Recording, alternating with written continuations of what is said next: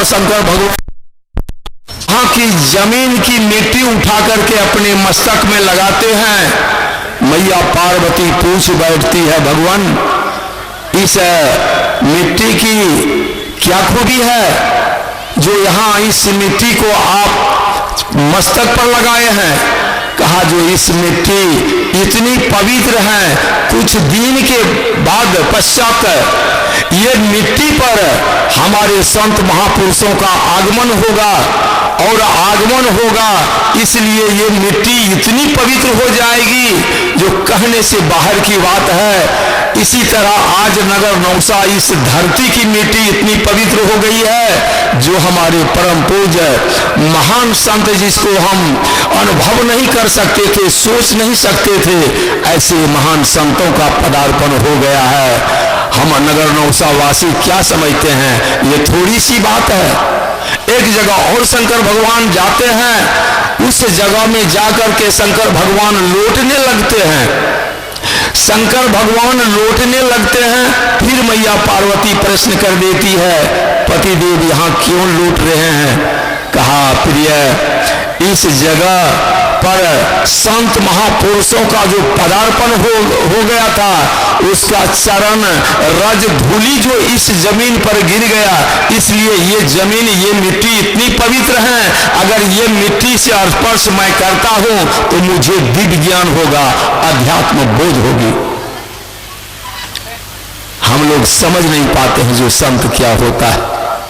हम लोगों का जीवन का एकमात्र उद्देश्य है संत महापुरुष, उसमें निर्वाण संत।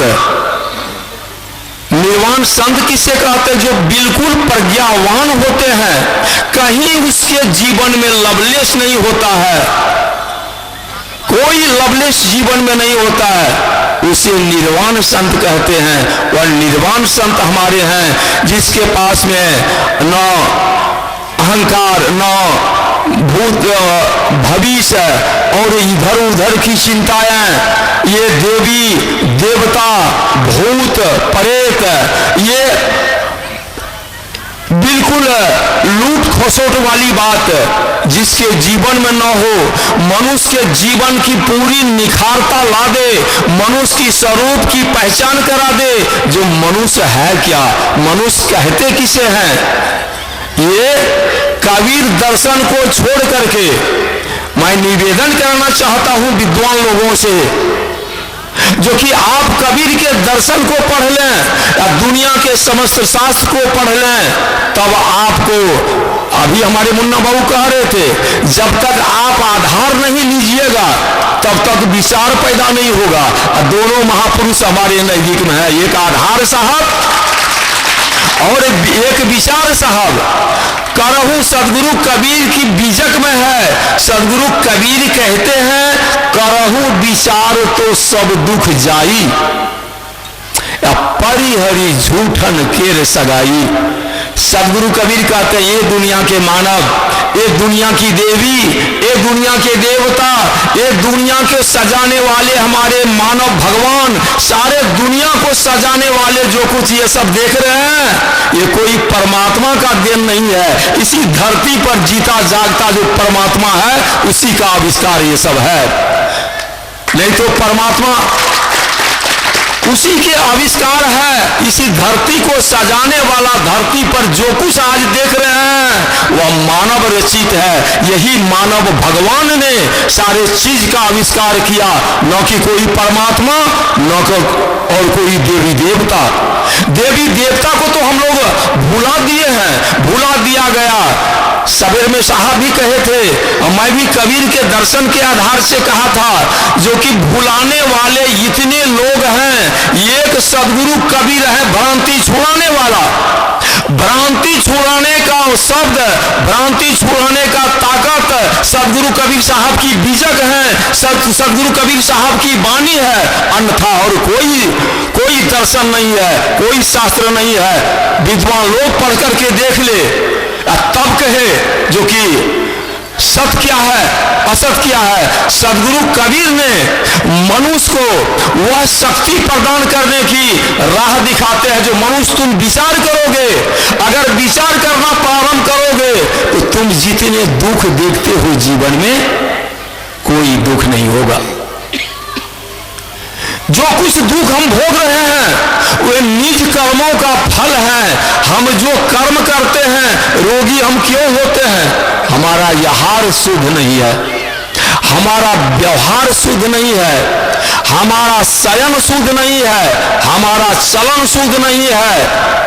न हम खाने के लिए जानते हैं, न पीने के लिए जानते हैं, न सोने के लिए जानते हैं, न जगने के लिए जानते हैं, न दुनिया में कोई व्यवहार अच्छा करना जानते हैं। आप क्यों राम को भगवान मानते हैं?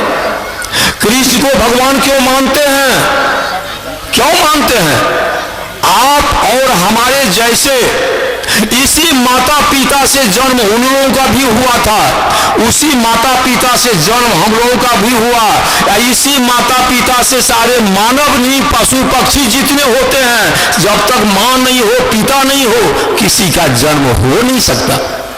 माता पिता के द्वारा जन्म हुआ, लेकिन राम का जीवन सुसज्जित क्यों हुआ?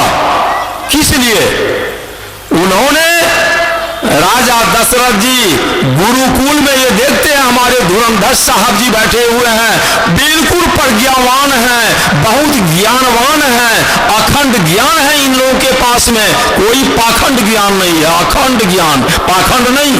पाखंड तो भरमाता है लोगों को, आज तक हम लोगों को भरमाते आया है, अब भ्रम में पड़ के आज तक हम लोग भ्रमते जा रहे हैं। राम का जीवन को सींचने वाला दो गुरु वशिष्ठ और विश्वामित्र, ये राम के जीवन को सींचा।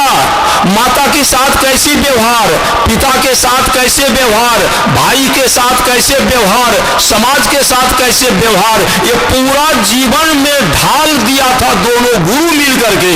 अब भगवान कृष्ण का जीवन सजाने वाले तीन गुरु, ये राम को दो गुरु, भगवान कृष्ण को तीन गुरु, तब भगवान कृष्ण इतना तेजस्वी हुए। पहला गुरु संदीपन, दूसरा दुर्वासा ऋषि, या तीसरा गुरु घोर अंगिरस जो अध्यात्म बोध दिया। अध्यात्म बोध देने वाला गुरु घोर अंगिरस, अंगिरा ऋषि के शिष्य हैं घोर अंगिरस।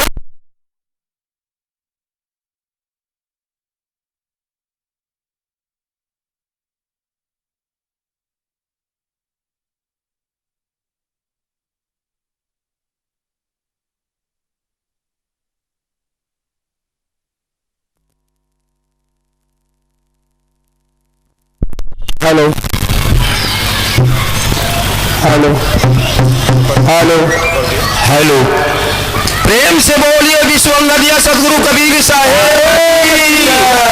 जोर जार शब्द में हम लोग करें तो हमारी कुंडली शक्ति जगेगी। आलस जो हम लोगों के जीवन पर आता है ना, आलस नहीं आएगी, भाग जाएगी। जोर से जरा जयकार लगावे, प्रेम से बोलिए विश्ववंदनीय सदगुरु कबीर साहेब।